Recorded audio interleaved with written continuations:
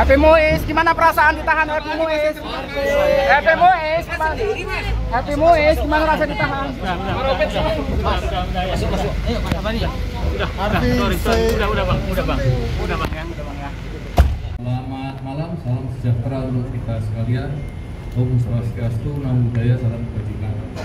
Terima kasih kami ucapkan pada teman-teman media yang dengan sabar menunggu terkait dengan perkembangan terbaru penanganan perkara dugaan tindak pidana korupsi dalam tata kelola komoditas timah di wilayah izin usaha pertambangan PT Timah Terbuka dari tahun 2015 sampai dengan 2022.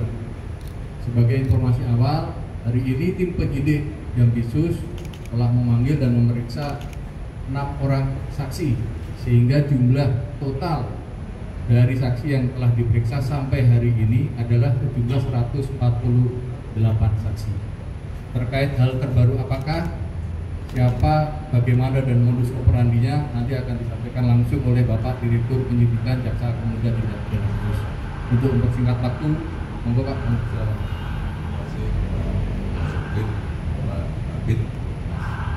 Assalamualaikum warahmatullahi wabarakatuh. Salam. Selamat malam. Pada hari ini sebagaimana disampaikan oleh Pak Suaranya Pak. Tindak pidana pidana khusus telah memanggil 6 orang saksi dalam kasus tata kelola korupsi timah wilayah PT Timah, di mana satu dari 6 orang saksi tersebut setelah dilakukan pemeriksaan secara intensif, tim penyidik memandang telah cukup alat bukti sehingga yang bersangkutan kita tingkatkan statusnya sebagai tersangka. Itu saudara M selaku perpanjangan tangan dari PT RPT. Selanjutnya setelah dilakukan pemeriksaan kesehatan untuk kepentingan penyidikan, yang bersangkutan dilakukan tindakan penahanan di Rutan Salemba, Cabang Kejaksaan Negeri Jakarta Selatan untuk 20 hari ke depan. Adapun kasus posisi dalam perkara ini bahwa sekira tahun 2018 sampai dengan 2019 saudara tersangka KM ini menghubungi Direktur Utama PT Timah, yaitu saudara MRPT atau saudara RS alias saudara RS, dalam rangka untuk mengakomodir kegiatan pertambangan liar di wilayah IUP PT Timah. Setelah dilakukan beberapa kali pertemuan, akhirnya disepakati bahwa kegiatan akomodir pertambangan liar tersebut akhirnya di-cover dengan kegiatan sewa menyewa peralatan processing perguruan timah, yang selanjutnya tersangka HM ini menghubungi beberapa smelter, yaitu PT SIP, CVIP, PT SBS dan PT TIN untuk ikut serta dalam kegiatan dimaksud.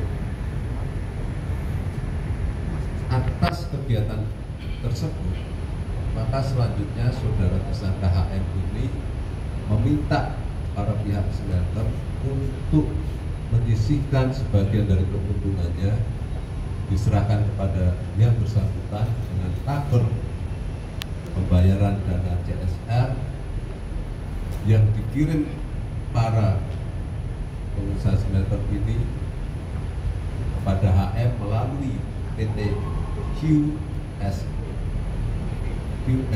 IE yang difasilitasi oleh tersangka ALN. Demikian kasus posisi yang bersangkutan. Adapun perbuatan yang disangkakan kepada tersangka HM ini diduga yang bersangkutan melanggar ketentuan pasal 2 ayat 1 dan pasal 3 untuk pasal 18 Undang-Undang Pemberantasan Tindak Pidana Korupsi untuk pasal 55 ayat 1 KUHP. Demikian yang bisa kami sampaikan. Barangkali nanti ada pertanyaan. Terima kasih Pak Direktur Penyidikan. Ada pertanyaan dari teman-teman media? Bersilahkan. Bang, Pak, Ya, silakan. AF ini maksudnya tadi kan sempat dibilang perpanjangan tangan itu seperti apa Pak? Maksudnya apakah ada aliran dana atau dia termasuk di PT Timah, pejabat sebagai PT Timah tersebut atau seperti apa Pak? Ya, yang bersangkutan dalam kapasitas mewakili PT RBT namun bukan sebagai pengurus pusat PT. Ada lagi? Ya, silakan. Tadi kan dijelaskan bahwa dalam perkara itu total sudah diperiksa ada sekitar 140 lebih saksi Pak ya. Nah yang belakangan ini kan yang ramai itu terkait dugaan keterkaitan seorang pengusaha bernama Robert Bino Sisade Pak ya. Nah dalam perkara ini apakah beliau juga sudah pernah diperiksa atau akan ada rencana dilakukan pemeriksaan terhadap yang bersangkutan? Yang pertama itu, yang kedua terkait TPPU-nya Pak, sejauh ini apakah sudah dilakukan pendalaman dan apakah benar ada dugaan pihak yang juga melakukan pencucian uang ini terindikasi berada di luar negeri?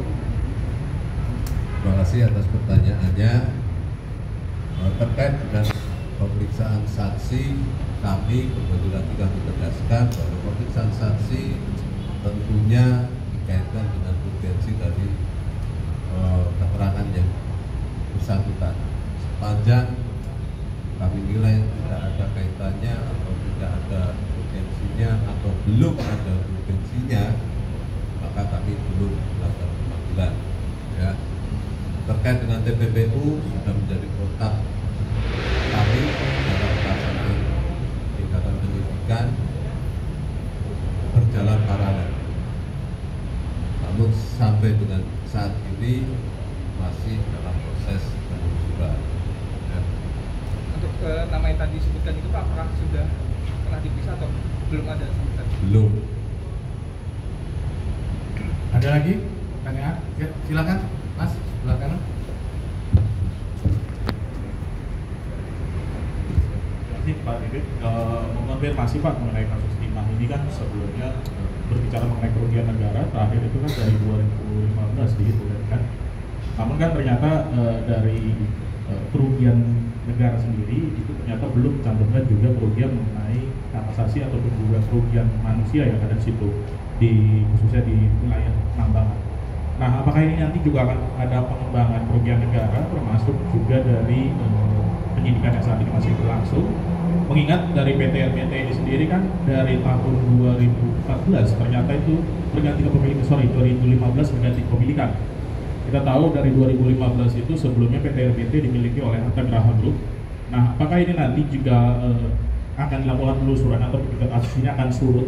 Itu di dalam arti memanggil pihak-pihak perusahaan sebelumnya yang berkaitan dengan PT RBT ini sendiri gitu. Nah, nyambut juga dari yang soal Robert Bono Pak, apa benar juga sudah diperiksa di dalam penyidikan ini sendiri? Karena kan kita tahu PT RBT ini sendiri masih tersangka sampai saat ini masih pekerjanya Pak, belum yang penikmat penerima manfaat. Apakah ini juga nanti akan ikut terseret dalam penyidikan ini Pak? Terima kasih. Terima kasih. Terkait dengan perhitungan kerugian keuangan negara, kami masih dalam proses penghitungan. Formulasinya masih kami rumuskan baik BPKP maupun dengan para ahli. Hasilnya seperti apa? Yang jelas kalau dari sisi pendekatan ahli lingkungan beberapa saat yang lalu sudah kami sampaikan. Selebihnya masih dalam proses untuk perumusan formulasi penghitungannya. Terkait dengan pihak-pihak lain, sekali lagi kami tegaskan pemeriksaan saksi tentunya dalam rangka untuk membuat terang peristiwa pidana. sepanjang itu belum ada urgensinya dan belum ada keterkaitannya, kami pasti masih mempertimbangkan dan masih mencari ada perlu bisa terkait dengan ke depan seperti apa. Kami tidak mau berandai-andai, ya, kita ikuti saja. Ada tidak alat bukti, dan alat bukti itulah yang akan menjadi dasar pengambilan kebijakan kami, ya.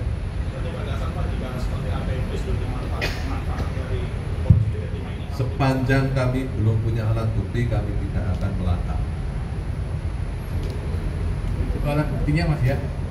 Ada lagi? Ya, silakan Cik. Terima kasih Bapak. Saya Aci dari Tribun News. Izin bertanya Pak, terkait dari HM ini, apakah sudah ada yang disita?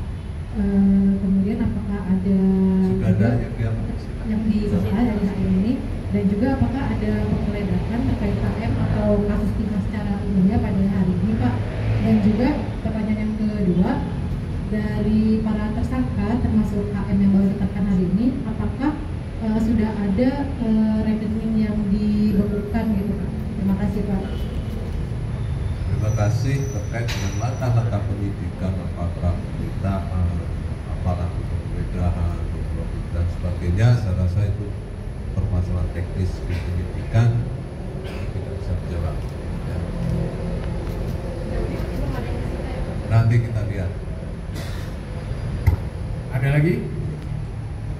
Cukup ya? Oh Pak, ya. ingin menegaskan sedikit aja, HM itu Harvey Muiz, suaminya Sandra Dewi bukan Pak? Saya tahunya HM. Harvey Muiz Pak. Saya tahunya HM. Ya. Pak, untuk Ya. kronologi penggeledahannya sendiri seperti apa Pak?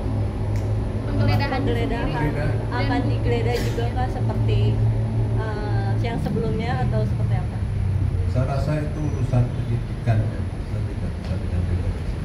Tapi bukti yang udah Tergantung nanti urgensinya seperti apa, kami akan mengambil tindakan yang terukur dan terarah. Tunggu aja ya, nanti kalau ada perkembangan terbaru akan kita sampaikan. Ya. Ada lagi? Cukup? Ya. Terima kasih teman-teman media ya sudah menunggu. Demikian yang dapat kami sampaikan. Saya akhiri, wabillahi taufiq wal hidayah. Assalamualaikum warahmatullahi wabarakatuh. Selamat malam. Om Santi Santi Namo Buddhaya. Salam. Terima kasih ya.